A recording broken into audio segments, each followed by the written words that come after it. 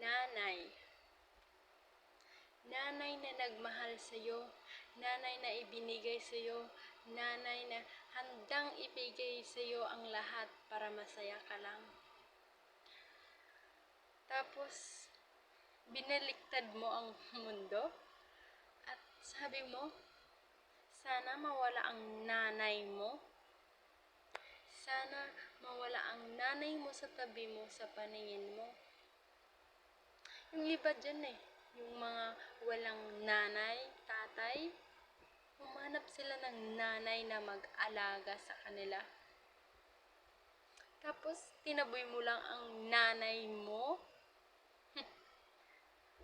Kung ako nga may nanay ako, pero ang layo-layo niya. Alam mo, gusto ko siyang mayakap, katabi matulog.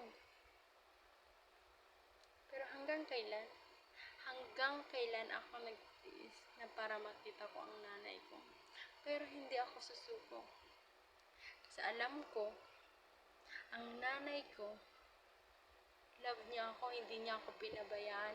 Kahit malayo ako, lagi niya binabanggit yung pangalan ko. Lagi niyang sinasabi sa akin na, kamusta kaya siya doon sa Maynila? Kaya ang nanay, mahalaga yan. Mahalaga sa mga anak. Kung sa inyo, sa tingin nyo, hindi mahalaga ang nanay, sa inyo lang yun. Pero, put accept sa akin, mahalaga ang nanay. Nanay ko.